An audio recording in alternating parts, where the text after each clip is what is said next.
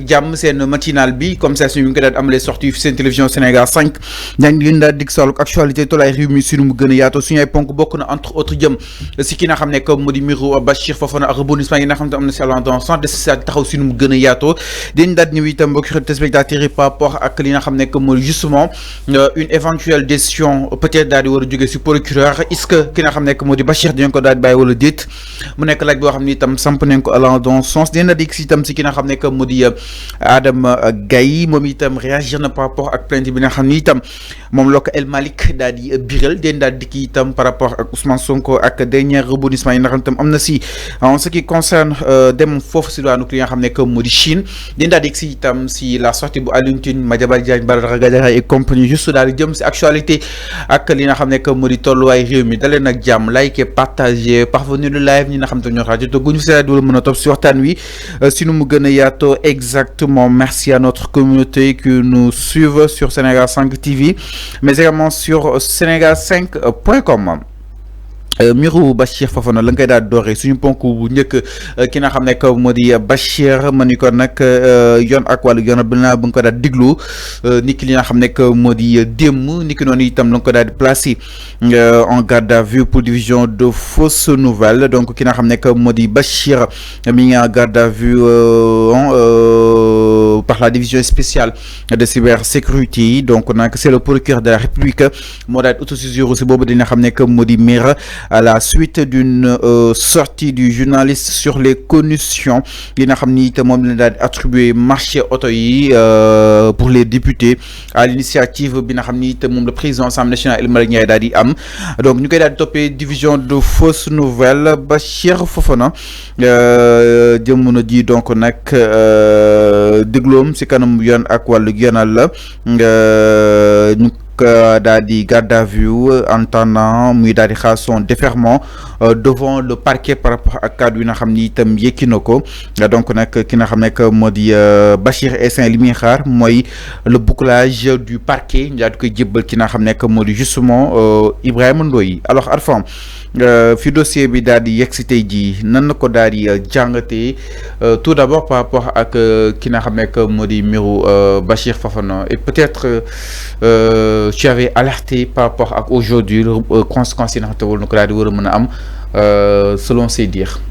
Oui, dossier boo xamante ne malheureusement et pour le simple cas atterrir na ci loxoy yoon police de cybersécurité moo ko convoqué woon moom Bachir Fofana mu dem xamal ko ñëpp ni qu'il a été convoqué par la division spéciale de cybersécurité pour des questions, pour une affaire le concernant. Mom loolu la wax mom Bachir Fofana ci son poste il a partagé avec beaucoup de monde.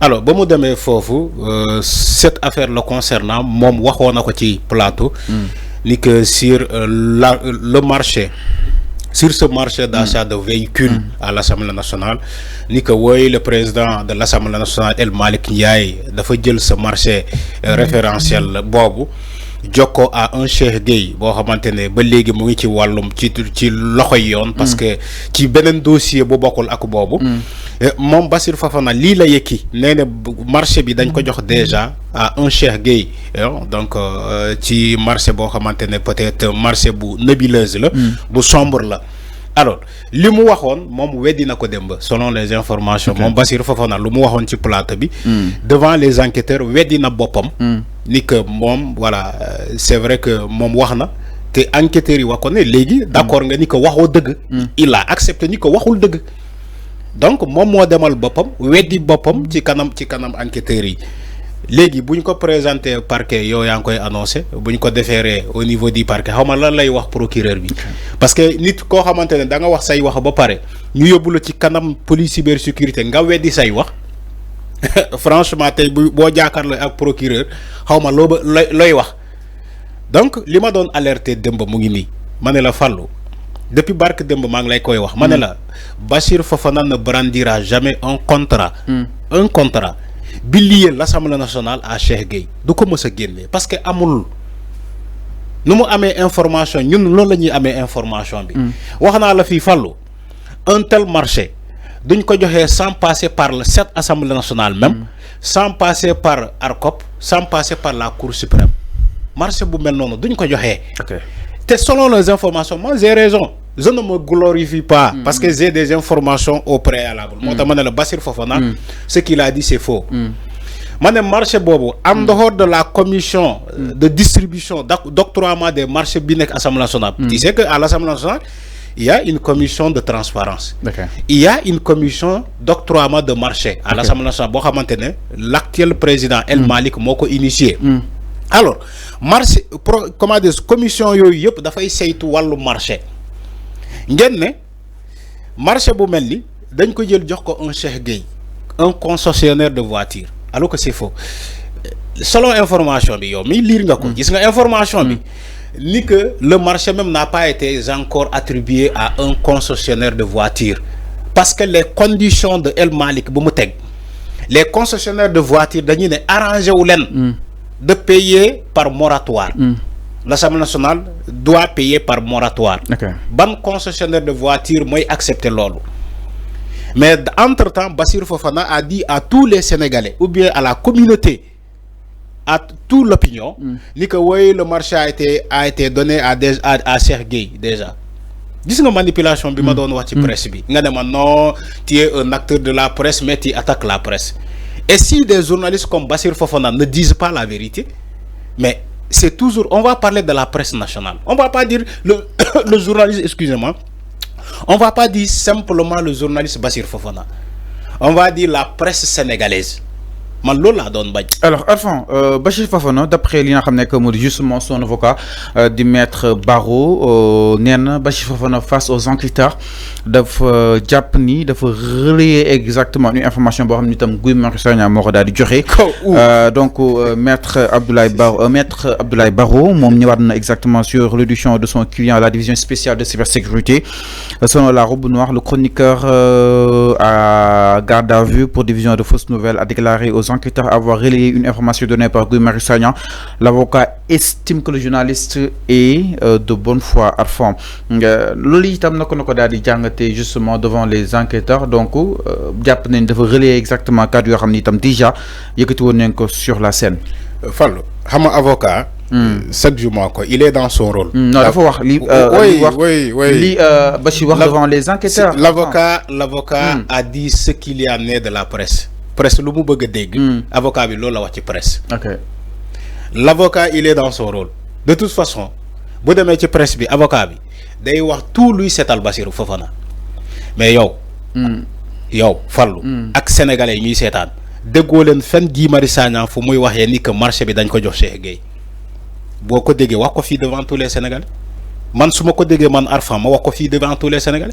Quand l'avocat nous dit que information bobu ci Guy Marius Sagna la joggé. Guy Marius Sagna lu mu fi wax ni yow gis sa teg nga ci sa bët sénégalais gis nañ ko lu mu wax ci Assemblée nationale. Mais est-ce que wax na ni que marché bi déjà joxé nañ ko? Il faut céder nga céder yalla mo ñu tim. Il faut arrêter. Moi dama né la les avocats là, certains des avocats là c'est des manipulateurs. Parce que dañoo bëgg ci presse bi lu mëna sétal sen client.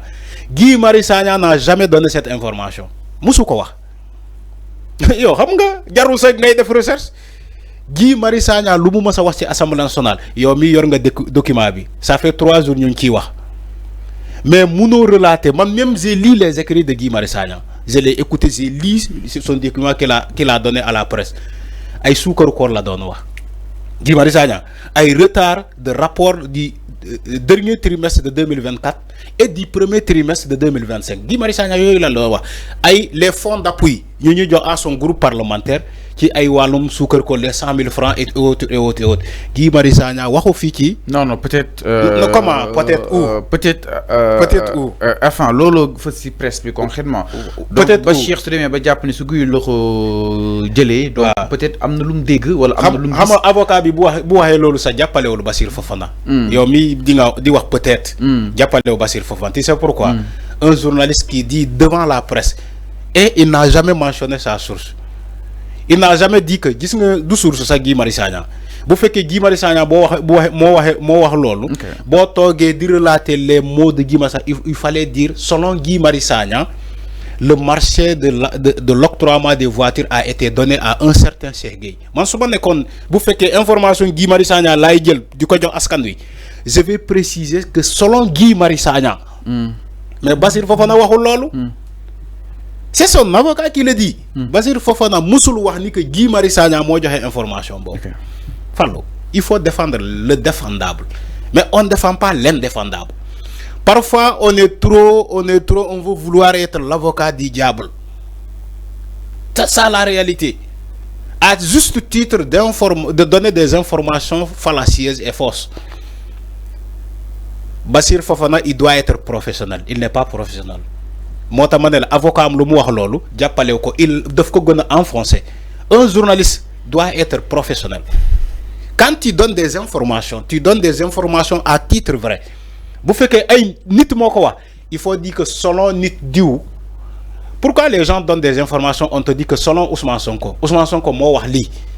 Mais pour bagna djoum, pour que suba ken du len convoquer parce que xamna ni journaliste bi dafa né selon Ousmane Sonko l'État a fait ça et ça et ça. Okay. Maintenant, un Bassirou Fofana qui est supposé être un journaliste professionnel, supposé là, parce qu'il n'est pas professionnel. Non, il n'est pas professionnel. Non, il y a un jugement de valeur. Non, ce n'est pas un jugement de valeur. C'est des actes qu'il a posés. Un journaliste professionnel, quand Guy Marius Sagna, selon ton avocat, donne une information et que tu es dans un plateau, en train de redonner ou bien de relater cette information, il faut dire que nous sommes Guy Marius Sagna, le marché de l'octroiement des voitures a été donné à Cheikh Gueye. Quand on l'a convoqué? Alors, non, Alphonse. Quand on l'a convoqué? Non, par rapport à la première partie, parce que partie, il y a une quand on l'a convoqué? alors, donc, nous avons si